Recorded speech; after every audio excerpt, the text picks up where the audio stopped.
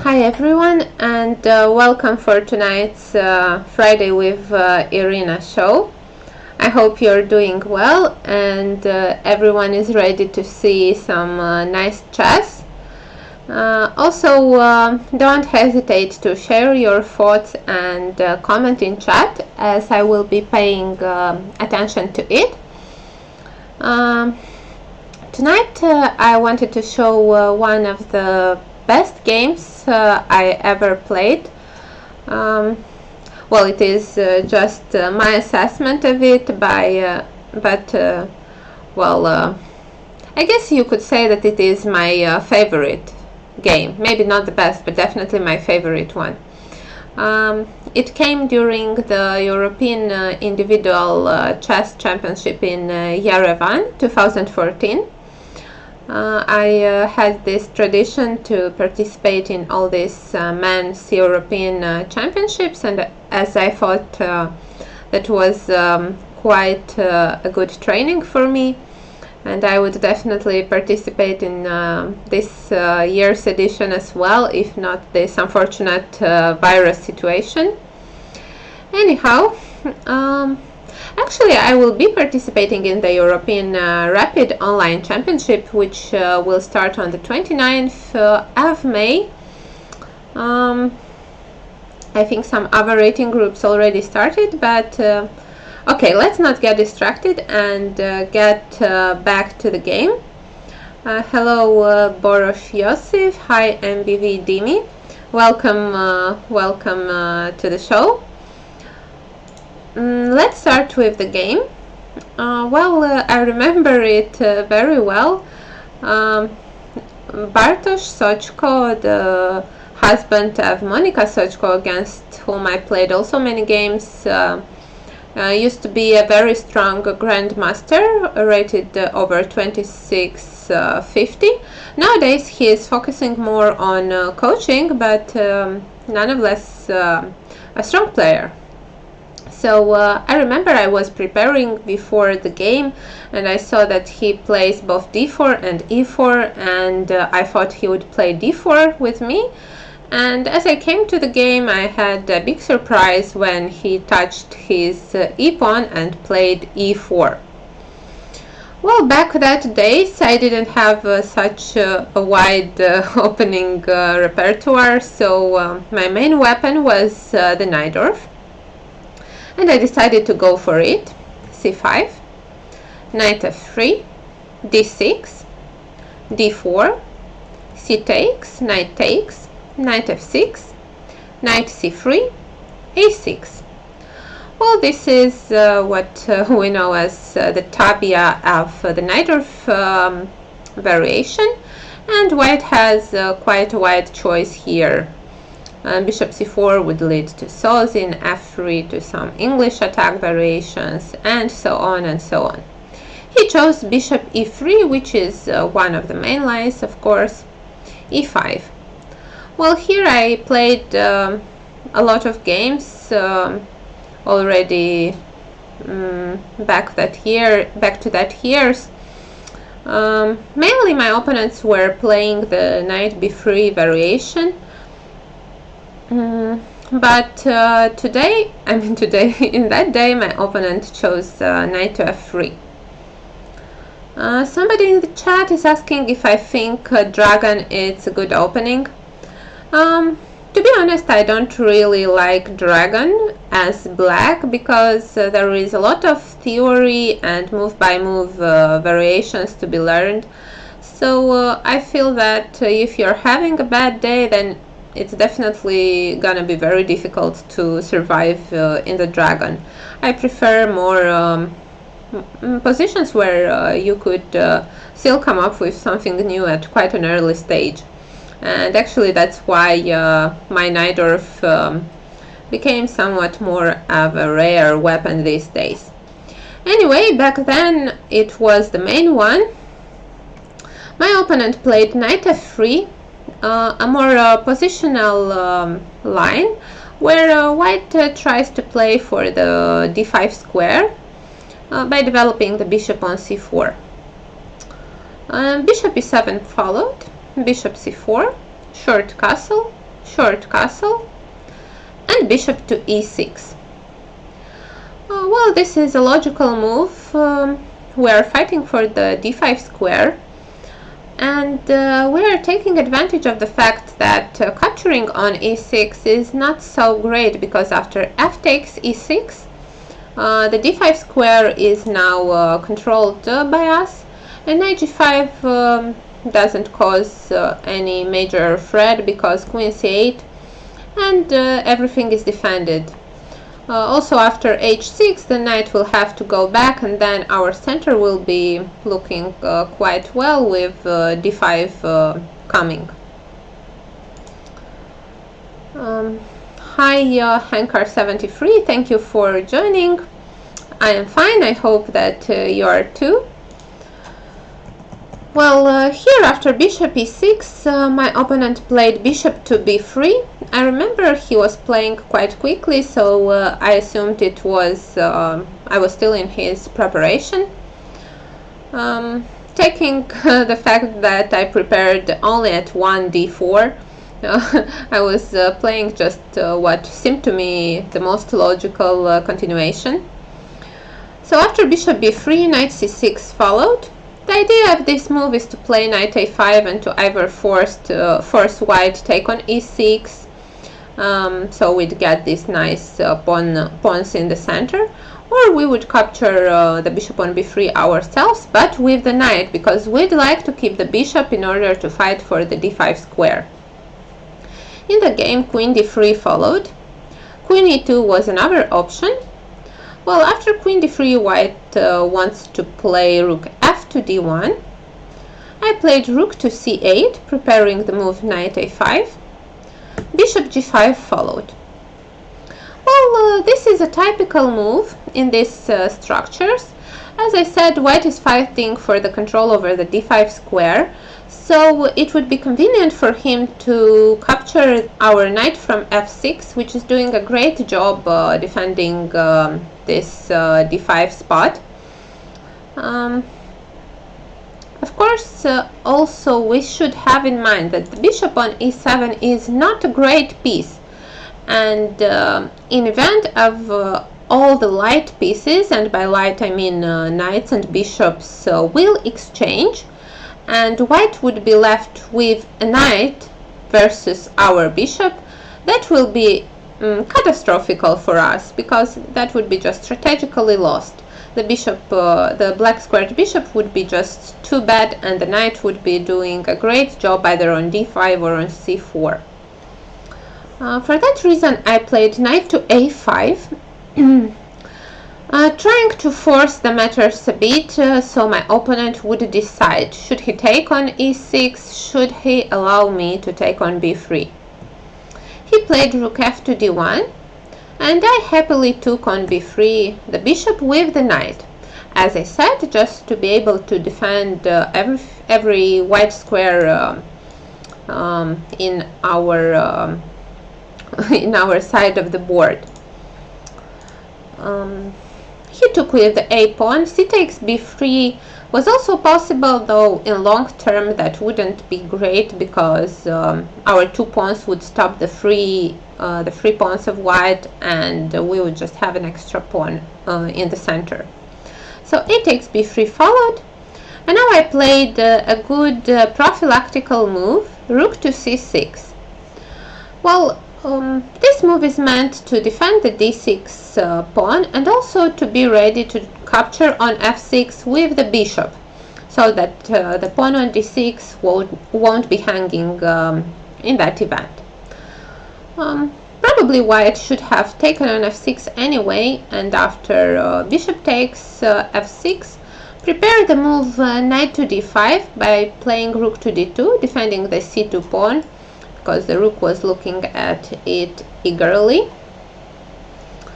In the game, my opponent played knight to d2. He thought that the knight on f3 was quite limited and didn't do a great job, so he wanted to maneuver it to a better square. And what better square could one think of rather than d5, right? as this game is all about the d5 square. White wanted to place his knight on f1 and then on e3, or with the same idea to go knight c4 and then knight to e3. But that gave me an important tempi in order to save my own knight from f6, which is doing a great job defending the d5 square, and also is a quite important piece in black's position.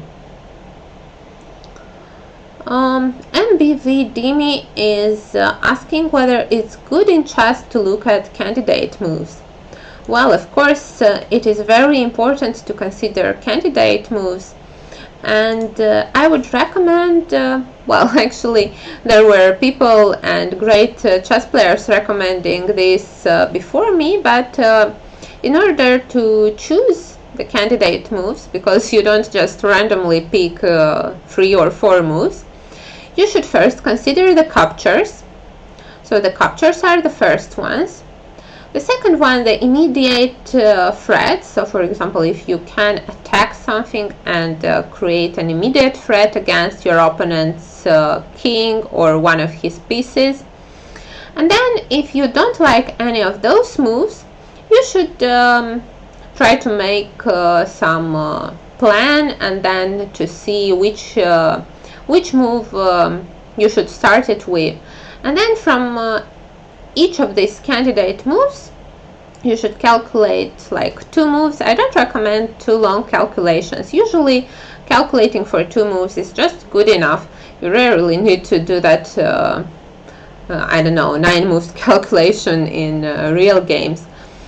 And yeah, that's how you pick the candidate moves, and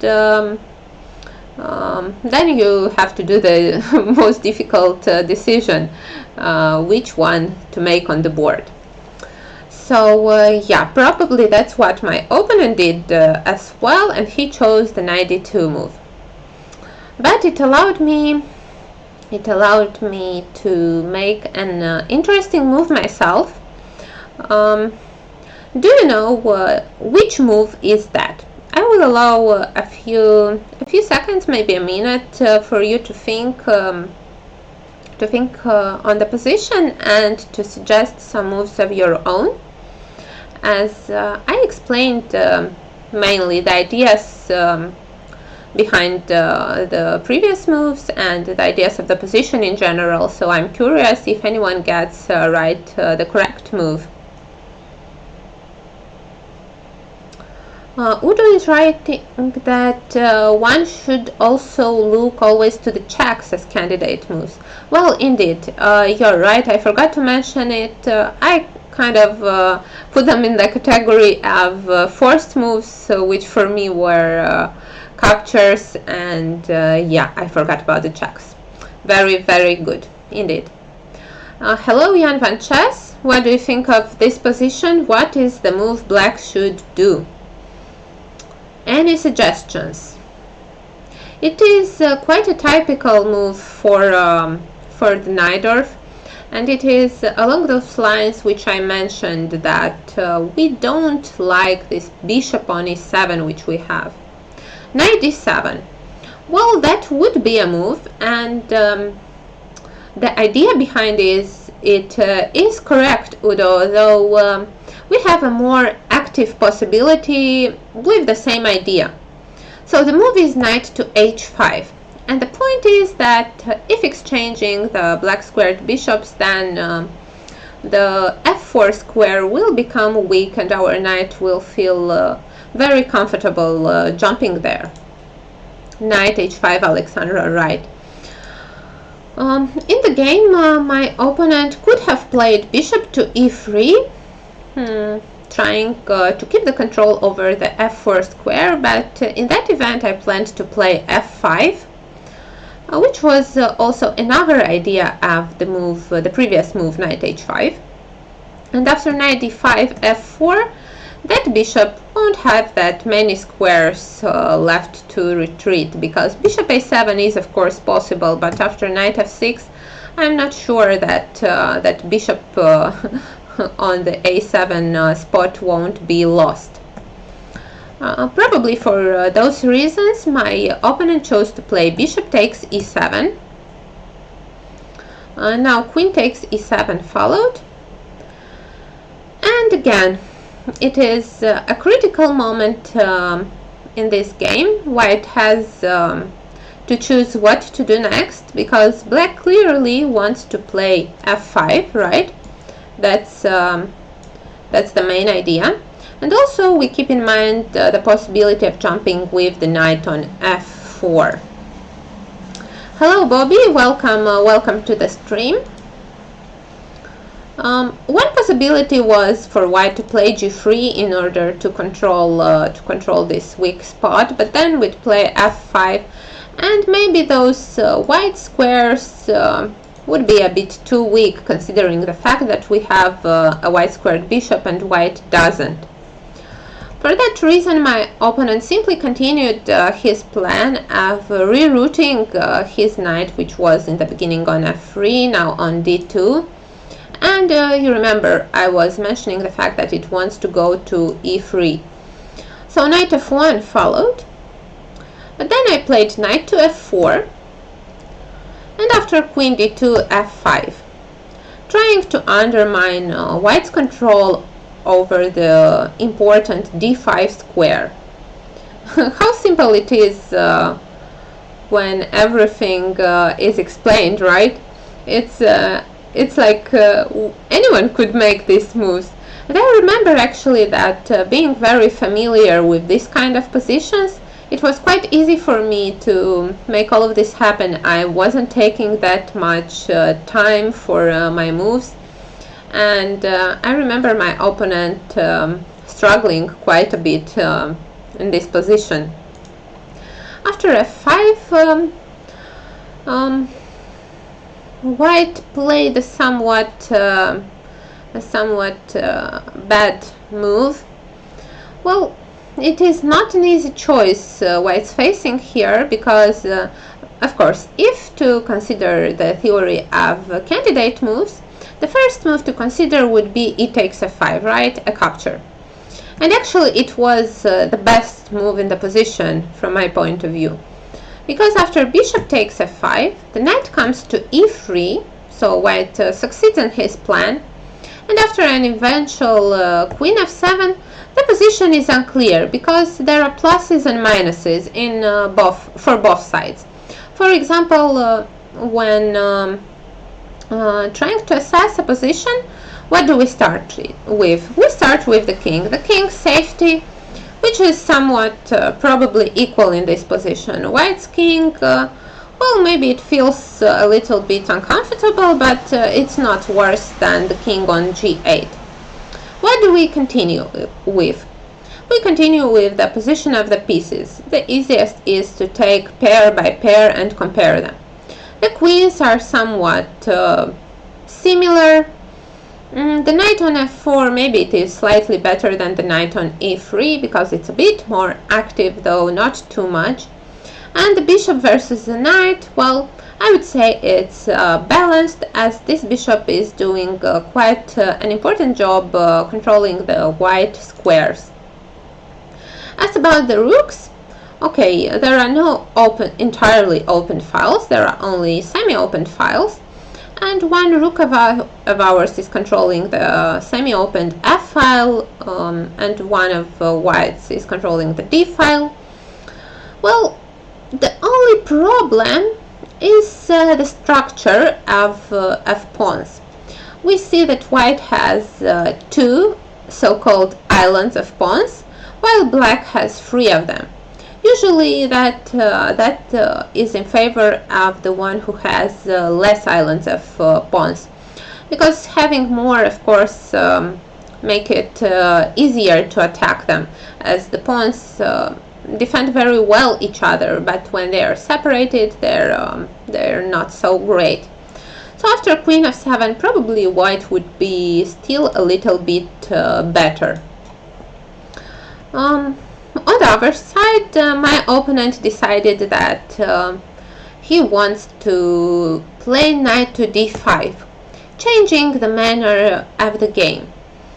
I have noticed that many times stronger chess players tend to do that. When they see that something is not going very well in the game, they try to change the manner of the play. So to try change something radically. And maybe your opponent won't be doing that great in that new kind of position. After knight d5, I took bishop takes d5. Of course, that was the only move because we cannot take with the knight as there will be a fork, so bishop d5 is somewhat forced. E takes d5 and rook to c7 now. Well, here we have the control in the center. Now we can forget about the d5 square, no need to defend it at all. There are upcoming threats in the perspective of e4 and maybe f4. As we see, if we imagine to divide this board in half, then black will have four pawns versus 3 on the king side and 3 versus 4 on the queen side. That means that white's play should be connected with pushing the pawns on the queen side, while we should do the same on the king side. The main issue is for white, of course, it's that his king is on the king side, and our attack should be more dangerous than his. The game continued with c4, queen to g5. Well, an easy threat. We want to deliver a nice mate on g2. So white had to defend against it and played f3. And now it is another critical moment of the game. How should black continue? How to develop our attack on the king side? How do you think? Do you have any suggestions?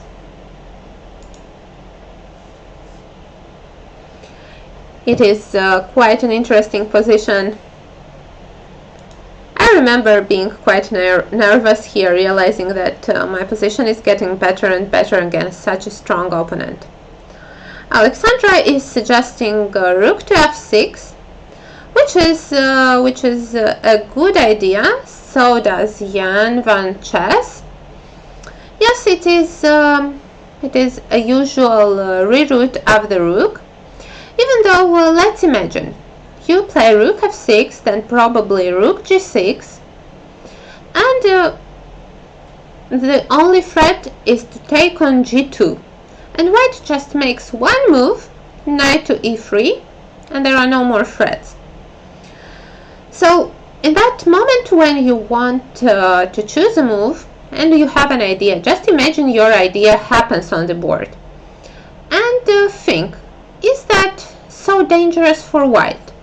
Because sometimes you may find that it's an easy threat to defend against, and you might want to try something different. So I'll give you another try. Any other ideas here? e4. Yeah, indeed, very good. e4 is the move here. We should combine bringing the pieces on the king side and pushing the pawns forward, because you'll see later that it is quite important to try and open the f file. After e4, f takes e4 is forced because otherwise we want to capture on f3. I took on e4 as well, and king to h1 followed, as the threat was knight h3 check, followed by, I don't know, maybe some e3 or rook f2. Yeah, even the endgames are quite good there, because white will have problems on the second rank. So white continued with king to h1, and here is another critical point of the game.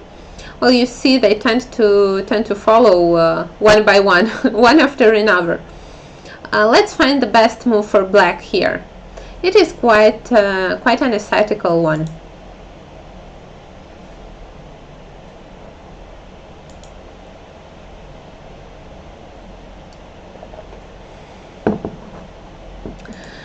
By the way, while you're thinking of the next black's move, I would like to thank everyone who made donations to support the channel. Thank you very much for your support. Much appreciated. It is very pleasant for me to see that you appreciate my work. And if there's any of you who would like to do that as well, you can check the Twitch or the YouTube channel. There are buttons with support the channel inscription. So yeah, I guess that's an easy thing to find if looked for. Okay, so back to the game. E3. Well, Alexandra is in great shape tonight. Very good job indeed. E3 is the move. Though it is a very responsible one because, well, it involves a pawn sacrifice. And of course, Queen E3 doesn't work because of mate, so you should have calculated what happens after knight takes E3. An alternative would be just to play rook c to f7. That's a move as good as E3. And okay, we're just bringing the last piece into attack, controlling the f file, and we see that white's play on the queen side is very slow and not coming too soon. So after E3, knight takes E3. What was the idea behind this sacrifice? You had to see it in advance. What is the move in this position?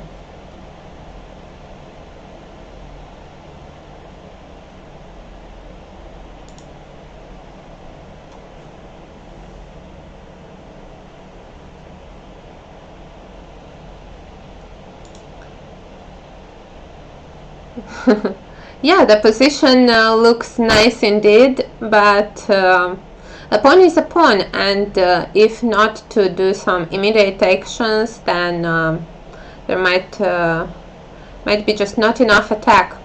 The initiative is such a thing that it evaporates very quickly if not increased with every move. So for knight takes g2. Oh wow, that's it's quite a statement. What happens after knight takes g2? Isn't it just a piece up for white? Because the queen on d2 is defended by the rook on d1. Ah, you meant rook f1. I see. Very well. Interesting combination. Indeed.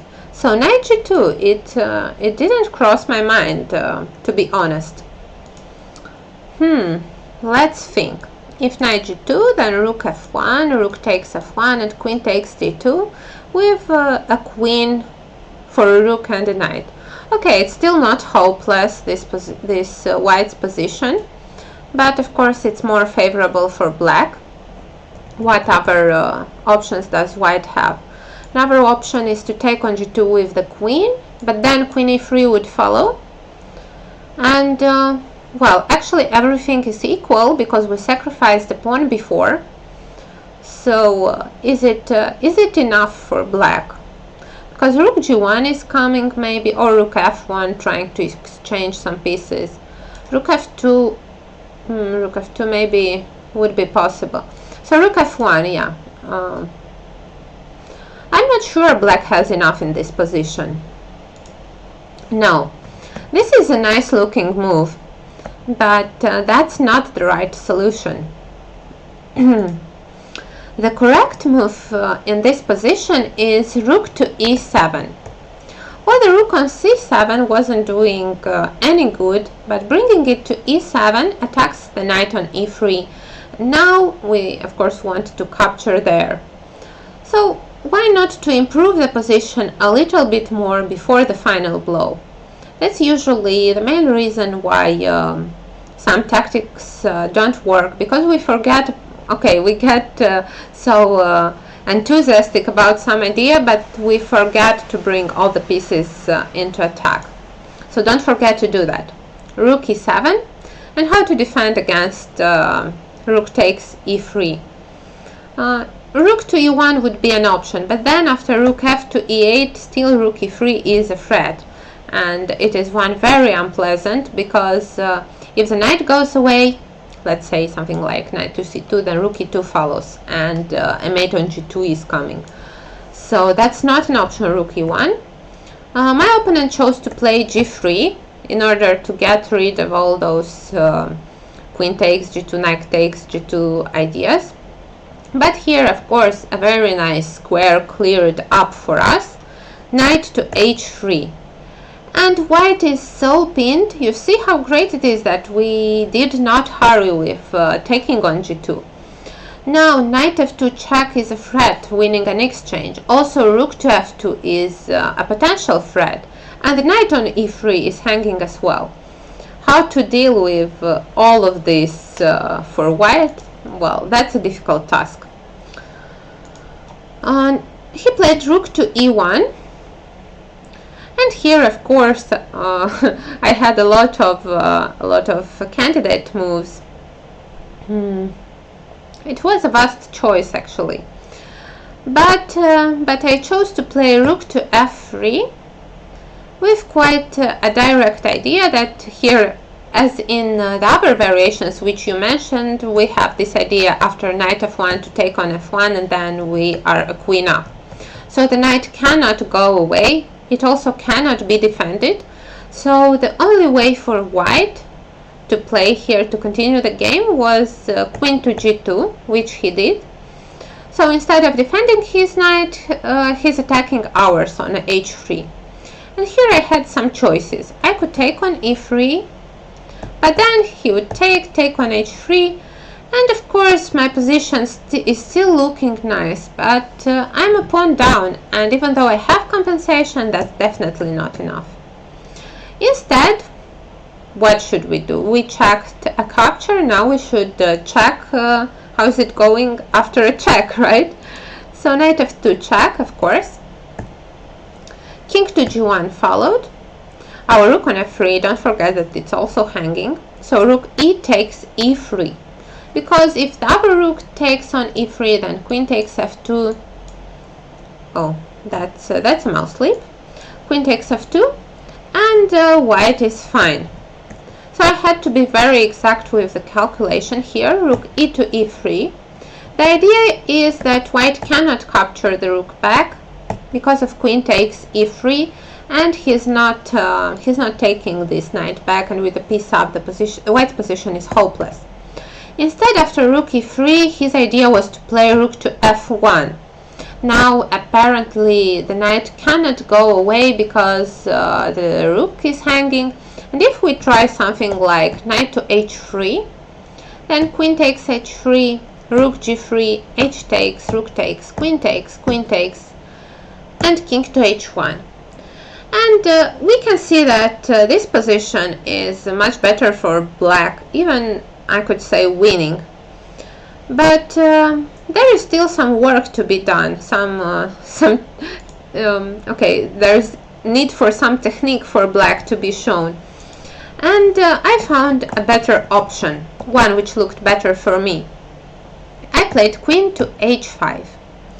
The idea is that white now has to deal with the threat of knight h3 check, and then he won't get back his knight, so he must take on f2. Rook takes, oops, that was unfortunate. So rook f2, rook takes f2, queen takes f2, and rook e2 now. To be honest, I remember thinking that my opponent should resign here. I thought that I'm either winning a queen or it's a mate. But actually there still is a defense for white here. Do you see it? Any chance to see a defense so that the game would continue?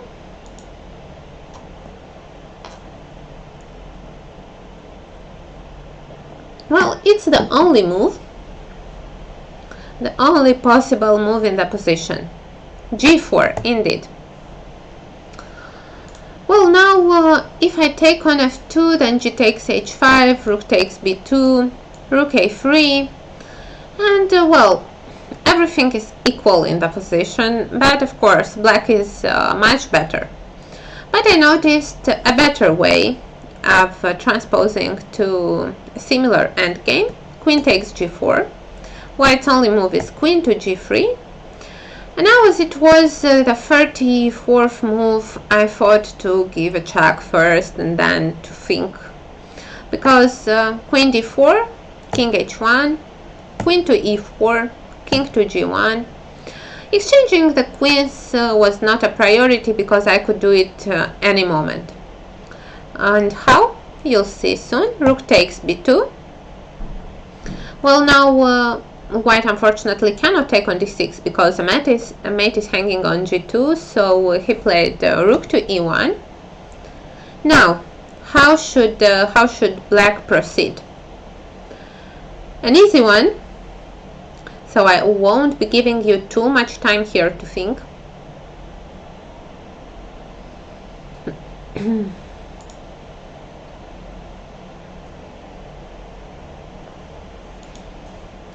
Rook b1. Rook b1 would be possible indeed, though what good would it make? Rook takes b1, queen takes b1, king to g2, let's say. The pawn on d6 is hanging. Not so easy, I would say.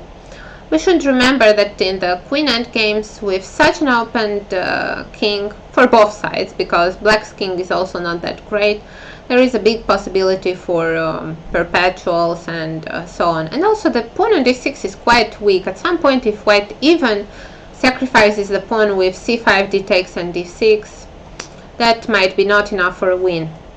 So it's not rook b1. Rook g2. Very well, Udo. Nice spot. The idea behind this move is that when white captures the rook, queen takes e1, we force white to exchange the queens as well, going into pawn endgame where an extra pawn is very easy to convert, and that's what I wanted against the grandmaster. An easy position to convert, no complication, no chances for him to hold on for like 100 moves. But again, I thought the game was over after rook g2 check. There is still a defense, the only move actually, king to f1.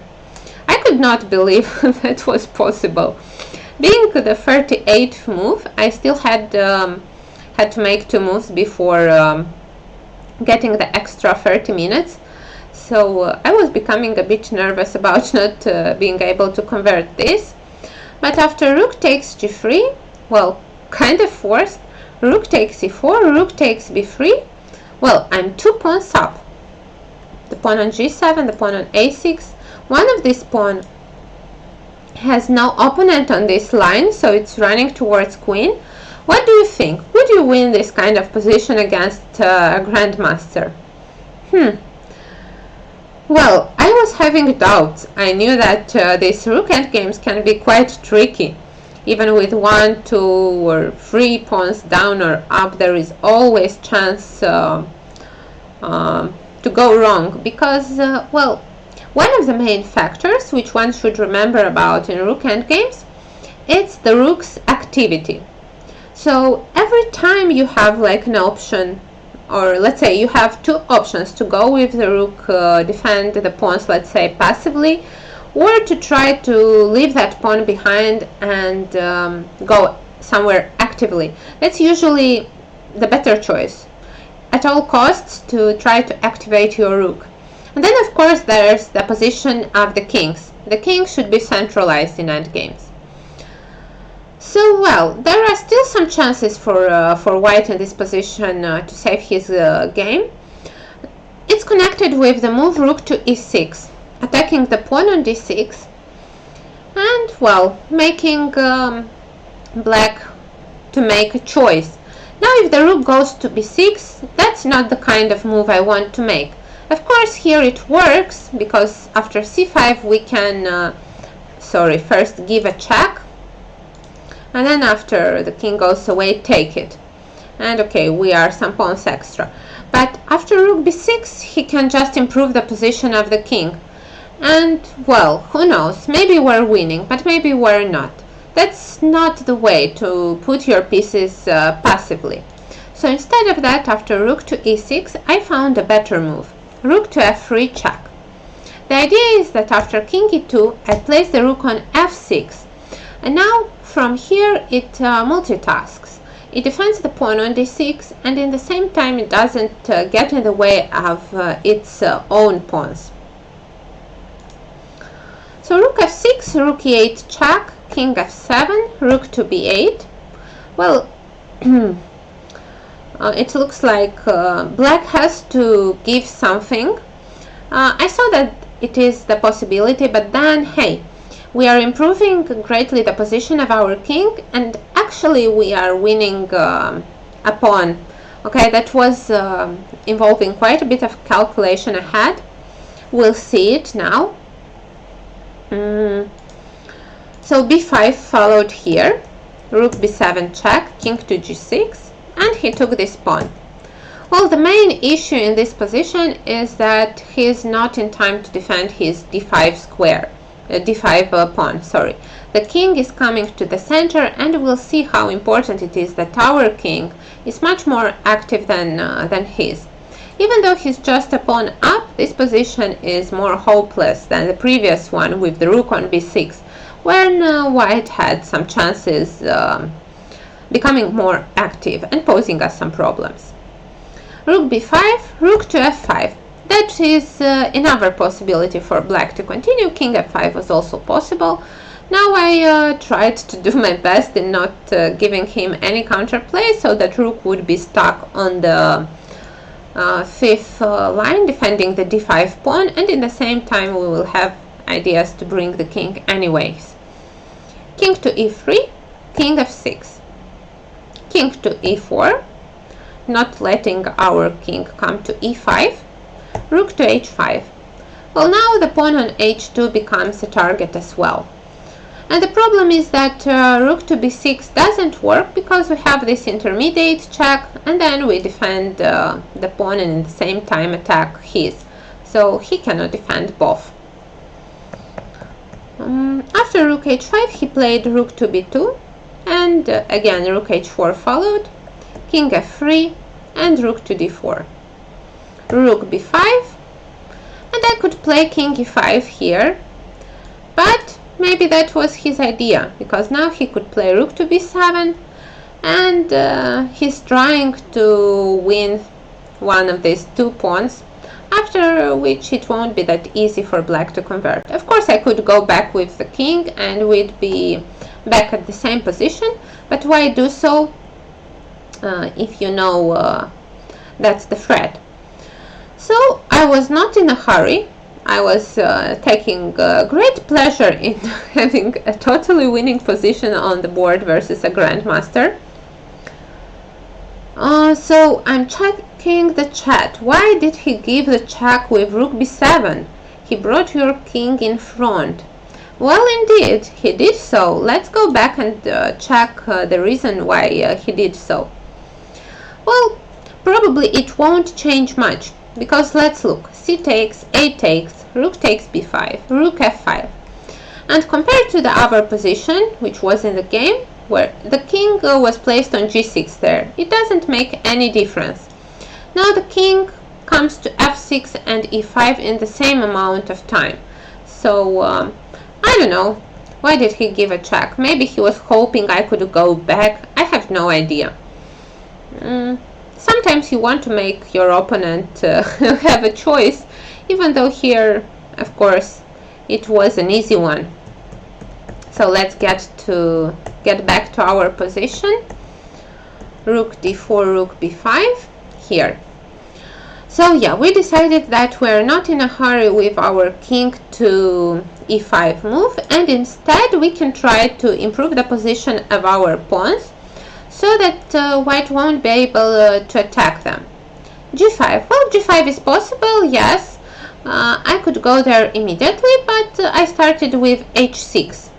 g5 is by all means a good move as well. King to g3, g5, h3, and king to e5. Well, now we're winning the second pawn, and the position is very easy to convert. We've done the most difficult part, and this is a thing to be remembered when you play against strong players and you have a winning position, especially a winning endgame. You should never hurry to convert, you know.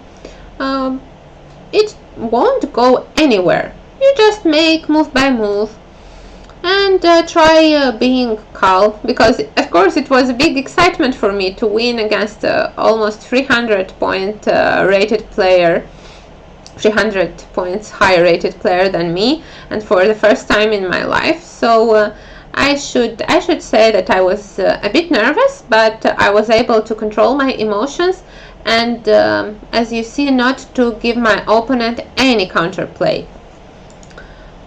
Well, here it is an easy win, but let's have a quick look. Rook b8, king takes d5. Of course, it would be a mistake to take with the rook, because after rook to h8, the pawn on h6 is falling down. So you see, one should be focused until the end.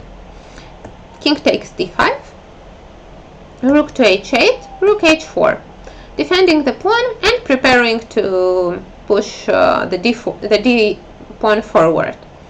Rook d8, king e5. White's problem is that he cannot move the king away from the pawn as well, so this d pawn queens automatically. Rook e8, king d4, rook e1, d5. My opponent had a hard time resigning here. He was still hoping that I would go wrong somewhere. King c5, rook c1, king b4. Now the king goes forward. Rook b1, king c3. And if rook c1, then king to d2. That's why there were no reasons to continue checking.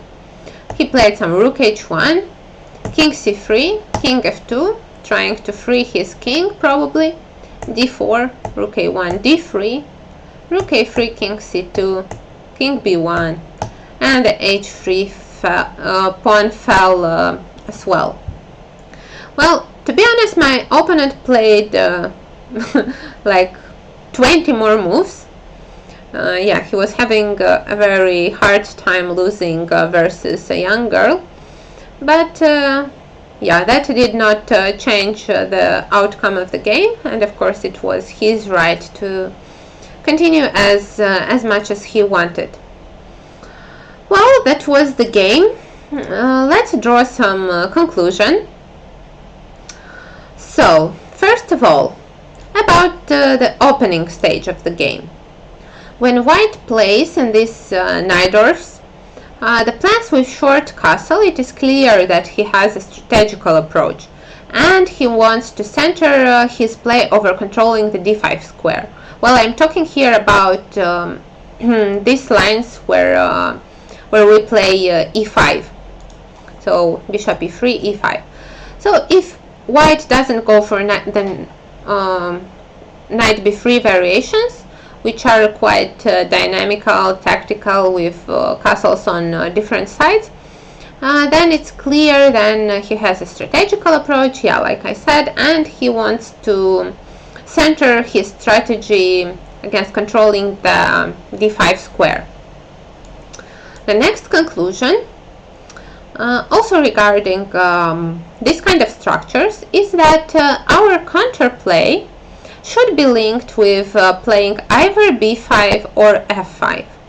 Well, usually b5, well, it's a bit more rare, because we don't want to create even more weaknesses in our position, and b5 many times becomes a target after some moves like a4, and after b4 knight to d5, and it is easy to defend.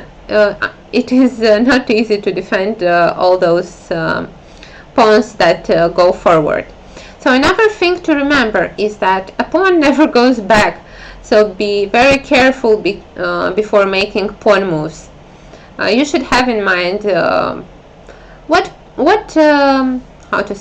squares you're giving away, because sometimes you would wish to take a pawn move back, but it wouldn't be possible. Okay, so next conclusion, always ask yourself, what does your opponent want? By preventing it, you can win even with higher rated opponents. So yeah, you know what happens many times when I play against some lower rated opponents is that they focus very much on their plan, and they completely forget to ask themselves, what do I want to do? So combining prophylactical moves and with your own ideas is the thing you want to achieve in order to become stronger. Regarding these knight of positions as well, if you are able to make f5 happen, then it is clear that you should focus on attacking on the king side. Because if you play f5 and it's not linked with an attack, then as I said, with 3 islands of pawn versus 2 islands of pawn, any endgame would be worse for black. Another thing is to keep in mind that the rook on c6 is a very good defender of the d6 pawn. So let's go back so I could highlight. Yeah, rook c6. Well, if we wouldn't have this move, let's say, imagine the rook was on a8, then bishop f6 would be a big threat, and there would be no way for us to defend the d6 pawn. So rook c6 is a very good defensive idea. What other conclusions? Well, you can prevent white from playing knight d5 by putting pressure on the c file, so that the pawn on c2 would be under attack. Yeah, that's another important idea which we see many times in these variations with knight to f3. Sometimes black can play queen c7 and the other rook comes to c8, and it's more difficult for white to take on f6 and then play his idea with knight to d5, because the c2 pawn is attacked.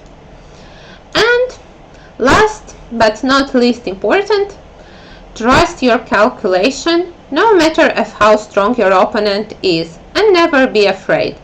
That's the biggest mistake that a lower rated opponent can do against a higher rated one.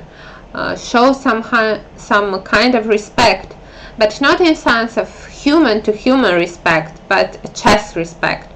So you assume that he cannot go wrong. If he goes for some variation, then you think that, okay, he must have calculated it well, so I'm weaker, I cannot calculate as well. But if you don't trust yourself and your skill, then there's no reason to play chess. So don't be afraid. Try your best to calculate and trust yourself, because okay, what is the worst thing that can happen? Just lose a chess game. It's not the end of the world.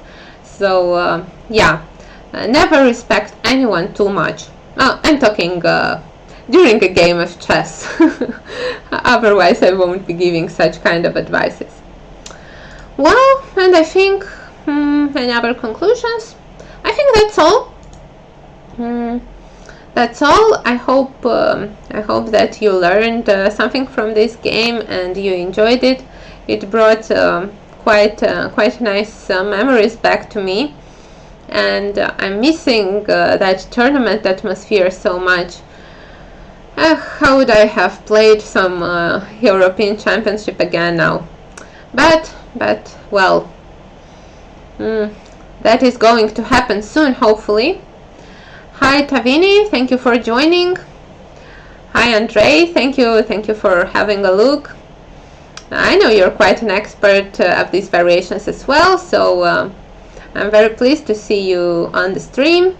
Thank you Alexandra for your comments and your involvement. Are you playing Najdorf yourself? I think that would suit your chess style.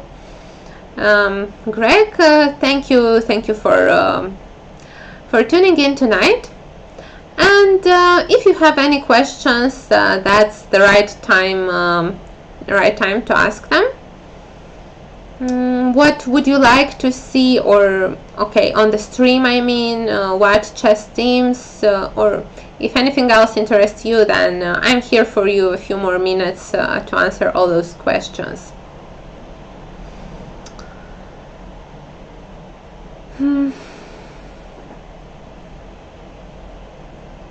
Let me have a sip of water while waiting on that. What is going to play? Well, there are some interesting questions here. Well, I have no idea what my teammates are about to play against you, Andre. But maybe I can try to find it out. I'll see about that. By the way, good luck for you in the upcoming Chebanenko Memorial. Chebanenko was a great coach from Moldova, and I am very proud to be somehow a follower of his school, even though I never met him personally, but you could see from my chess style that I've inherited some of the things he was teaching his students. Greg is asking if rook b2 by black sealing in the white king would work or win the race. I'm not sure about the moment you mean. Please mention the number of the move so that I would know what exactly are you talking about. Cataline, hello Cataline. I'm glad to see that Yash is with me. I have a great love for this city as well, as I've spent there quite a lot of years during my high school and university years. And yeah, well, it's great to see that Yash has not forgot me. So Greg is saying that on move 40. Well, let me check. Rook e6 was here. Rook b2. Well, rook b2 is definitely a possibility, but are you sure it works? Because after rook takes d6, a5, whose pawn will be faster? Rook d8 check, king f7. Maybe rook a8 is possible. And well, the a pawn is not running as quickly as you would think. And also there are, well, not two pawns, but just one. Perhaps it's winning anyway for black, but, well, I'm not sure actually. Rook a2, let's say rook a7, the pawn on b7 is falling. Might get dangerous. So, no, rook b2 was not working here, and that's what I was talking about, prophylaxis, not to give chances to your opponent for counterplay. What else? Being a Nemtsov fan, the first move I looked at. Oh, I see. Okay, so yeah, any other questions? I'm still here with you a few more minutes.